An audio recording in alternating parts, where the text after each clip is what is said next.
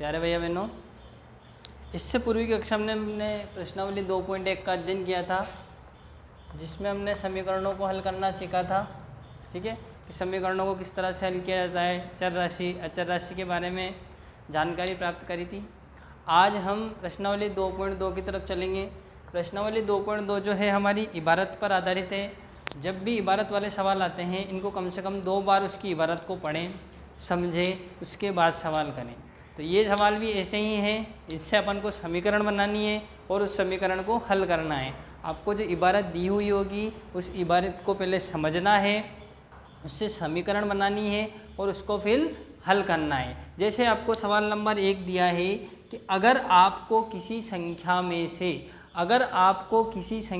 से 1/2 घटाने पर फिर जो परिणाम आता है उसको 1/2 से गुणा करने पर हमें कितने प्राप्त होते हैं, 1/8 प्राप्त होते हैं। तो संख्या ज्ञात कीजिए। हमें ज्ञात करना है संख्या। क्या ज्ञात करना है? संख्या। तो इन सवालों में सबसे पहले तो हमें वही चीज़ माननी है जिसको हमें ज्ञात करना है, या जिसको ज्ञात करने के लिए हमें किसी चीज़ की आवश्यकता है उसको मानना है। जैसे यहाँ पर हमें ज्ञात करनी है संख्या, तो सबसे पहले हम मानेंगे संख्या। जैसे अपनों ने इससे पूर्व की कक्षा में आपको गोविंद जी गुरु जी ने बताया भी होगा समीकरणों के बारे में, और इस तरह की समीकरण आपने बनाई भी होगी लेकिन हल नहीं की होगी। तो आज अपन उनको हल करेंगे, हल करना सीखेंगे। तो अपने पास सबसे पहला उसने कहा संख्या ज्ञात कीजिए। तो सबसे पहले अपनों ने क्या माना संख्या बराबर x। उसने कहा संख्या ज्ञात कीजिए, हमने संख्याओं का मान लिया x। आपकी मर्जी पड़े x मानो, a b c d x y z जो आपकी इच्छा पड़े वो मानो, लेकिन क्या मानना है? x। माना संख्या बराबर क्या मान ली? x। अब प्रश्नानुसार मतलब प्रश्न के अनुसार वो कहना क्या चाह रहा है। प्रश्न के अनुसार उसने क्या कहा, सबसे पहली लाइन पढ़ी है, अगर आपको किसी संख्या में से, तो वो जो कोई संख्या थी वो क्या थी? x। कोई संख्या क्या थी? x। आपको किसी संख्या में से 1/2 घटा दिया जाए, 1/2 घटा दिया, ये संख्या थी, इस संख्या में से 1/2 को घटा दिया, ये परिणाम आ गया परिणाम।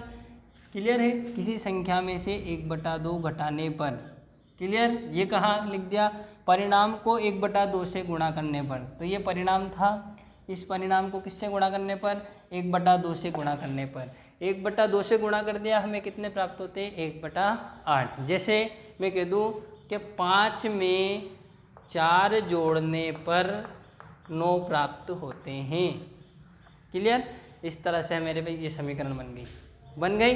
सबसे पहले इस 1/2 का गुणा किससे करेंगे अपन? ये 1/2 इस पूरे कोष्ठक से गुणा करना है। सबसे पहले इसे 1/2 का गुणा करेंगे x से, x का गुणा कर दिया 1/2 से, ये कर दिया, ये माइनस का चिन्ह से कैसे ही, फिर 1/2 का गुणा 1/2 से बराबर 1/8। फिर x का गुणा x से करेंगे तो क्या आएगा? x/2 माइनस 1 का गुणा x से करेंगे 1, 2 दूनी 4 बराबर 1/8। अब अपनों ने सवाल पढ़ी थी 2.1। तो ये देखो, ये कौन सी राशि है आपके पास? चर राशि। ये कौन सी राशि है आपके पास? अचर राशि। तो मैंने आपको बता रखा है जब भी चर अचर के बीच में क्या जाए, प्लस या माइनस, तो क्या करते हैं? पक्षांतरण।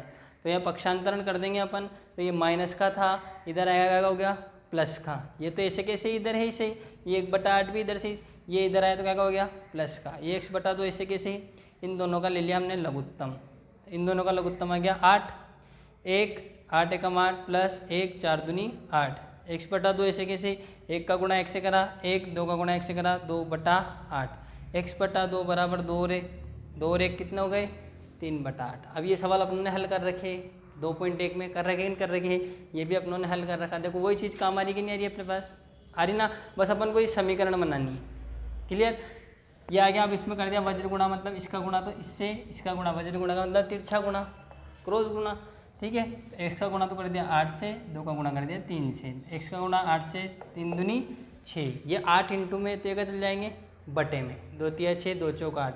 x बराबर कितना आ गया? 3/4। तो संख्या बराबर कितनी आ गई? 3/4। ये था आपके पास सवाल नंबर 1। इसके बाद आपके पास सवाल नंबर 2 आता है, एक आयताकार तरणताल। अब आयत की बात आ जाती है तो ध्यान रखना, आयत में 2 ही चीज़ होती है, एक तो होती है क्या? लंबाई, और एक होती है चौड़ाई। क्लियर? जिस तरह से वर्ग में क्या होती है? भुजा, इसी तरह से आयत में क्या होती है? लंबाई और चौड़ाई। तो उसने क्या कहा कि एक आयताकार तरणताल की लंबाई उसकी चौड़ाई के दुगने से, पीछे क्या रहा, लंबाई उसकी चौड़ाई के, लंबाई उसकी चौड़ाई के। तो इस तरह का जब भी सवाल आता है तो पीछे वाले को मानना है। तो यहाँ क्या कहा उसने, लंबाई उसकी चौड़ाई के। तो हम सबसे पहले किसको मानेंगे, मैंने सबसे पहले क्या माना तरणताल की क्या मानी, चौड़ाई, क्योंकि उसने कहा लंबाई उसकी चौड़ाई के। अगर वो कहता चौड़ाई उसकी लंबाई के तो मैं किसको मानता, लंबाई को मानता।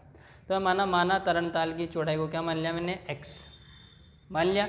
उसने कहा लंबाई उसकी चौड़ाई के, तो चौड़ाई क्या थी, x, उसकी चौड़ाई के 2 गुने से, मतलब उसकी चौड़ाई का क्या कर दो, 2 गुना, मतलब उसकी चौड़ाई में किसका गुणा कर दो, 2 का। उसकी चौड़ाई के 2 गुने से 2 अधिक है प्लस 2, तो यहाँ आगे आ गया 2x प्लस 2। ये तो आगे अपने पास चौड़ाई, ये आगे अपने पास लंबाई। क्लियर। तरणताल की चौड़ाई उसकी लंबाई के 2 गुने से 2 अधिक है, हो गया। फिर प्रश्नानुसार क्या कहा उसने, आयत का परिमाप बराबर कितना है, 154 मीटर, ये उसने हमको दिया है। और सूत्र क्या होता है, आयत के परिमाप का सूत्र होता है 2 इंटू कोष्टक लंबाई प्लस चौड़ाई बराबर 154। अब ये 2 काय में है, इंटू में है, ये 2 इंटू में है, तो ये क्या चल जाएगा अपने पास बटे में। क्लियर। लंबाई की जगह लंबाई का मान रख दिया अपने, लंबाई का मान क्या था अपने पास 2x प्लस 2, तो ये 2x प्लस 2 रख दिया, ठीक है। प्लस चौड़ाई क्या थी अपने पास x, तो ये प्लस x, 2x और x कितना हो गए 3x, 3x प्लस 2 बराबर, अब इसमें इसका भाग दिया तो अपने पास कितना आ गया 77। वापस ये है आपके पास चर राशि, ये है अचर, दोनों के बीच में क्या आ गया प्लस, क्या करेंगे पक्षांतरण। समझ रखा आप लोगों ने पहले कि जब भी चर और अचर के बीच में प्लस आए या माइनस आए तो क्या करते हैं पक्षांतरण। पक्षांतरण कर दिया, ये 2 इधर के क्या हो गए माइनस के, 3x बराबर 77 में से 2 गई 75, ये 3 का चल जाएंगे बटे में। तो x का मान आ गया आपके पास 25, किसका मान आया x का। और हमें ज्ञात क्या करनी है, लंबाई और चौड़ाई। तो सबसे पहले हम चौड़ाई ज्ञात करेंगे, सबसे पहले लंबाई ज्ञात करेंगे। आयत की लंबाई बराबर क्या थी अपने पास 2x plus 2, 2x plus 2, 2 into x का मान कितना है 25 प्लस 2, 25 गुना 50 प्लस 2 बराबर कितना आ गया 52। ये तो आ गया अपने पास लंबाई, और चौड़ाई को क्या माना था अपने x बराबर 25। ये थे अपने पास 2 सवाल। अब चलते हैं सवाल नंबर 3 की तरफ।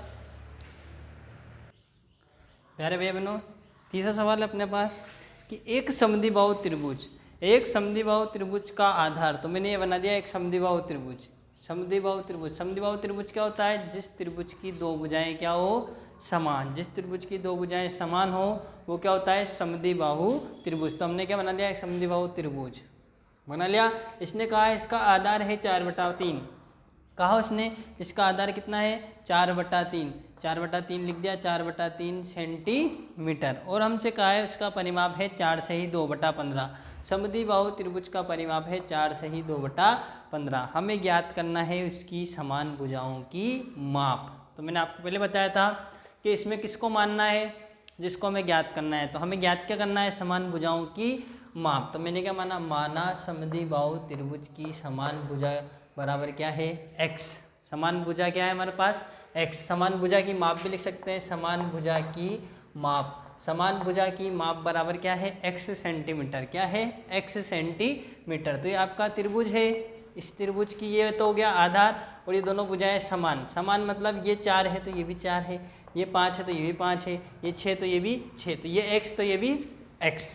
क्लियर। अब प्रश्नानुसार उसने क्या कहा समद्विबाहु त्रिभुज का परिमाप। अब परिमाप का मतलब क्या होता है, ध्यान रखना, परिमाप का मतलब होता है भुजाओं का योग, भुजाओं का योग। किसी भी आकृति की भुजाओं का अगर योग करते हैं तो होता है परिमाप। जैसे ये अपना एक ये चतुर्भुज है तो इसकी चारों भुजाओं को जोड़ देंगे तो क्या आ जाएगा इसका परिमाप। जैसे ये है अपना एक पंचभुज, इसकी ये भुजा ये भुजा ये भुजा ये भुजा ये भुजा, सारी भुजाओं को जोड़ देंगे तो क्या आ जाएगा परिमाप। तो यहाँ था समद्विबाहु त्रिभुज का परिमाप। तो परिमाप का मतलब क्या होता है भुजाओं का योग।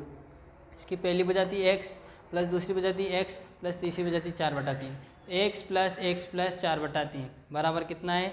अब ये देखो ये थी कौन सी भिन्न, मिश्र भिन्न, इसको बदला साधारण भिन्न में। कैसे बदला, 15 चौक 60, 60 और 2 62, 62/15। क्लियर।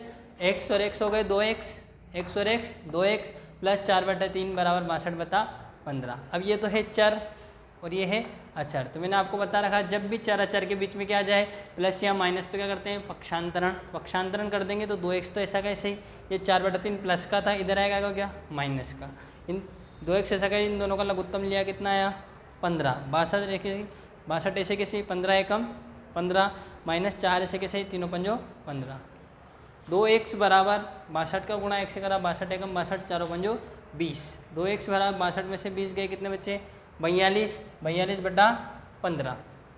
ये दो ये इंटू में थे एक चले जाएंगे बटे में, तो 42 बटा 15 तो पहले से था इंटू 2। अब इसको काटा मैंने 3 से, 3 पंजो 15 और 3 से कट गया है 14 बार। फिर इसको काट दिया मैंने 2 से, 2 एकम 2 2 साथी 14। तो x का मान क्या आ गया 7 बटा 5।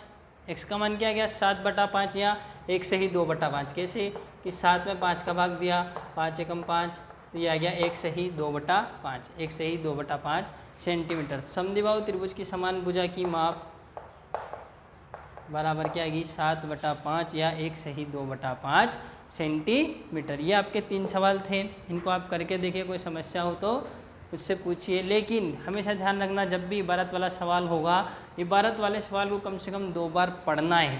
कितनी बार 2 बार उसको पढ़ना है, उसको समझना है, उसके बाद ही उसको करना है। कभी कभी क्या होता है हम जल्दी जल्दी में सवाल पढ़ के गलती कर देते हैं, ठीक है। तो इसलिए कम से कम इस सवाल को 2 बार पढ़ें, समझें और उसके बाद करें। धन्यवाद, फिर मिलते हैं अगली कक्षा में।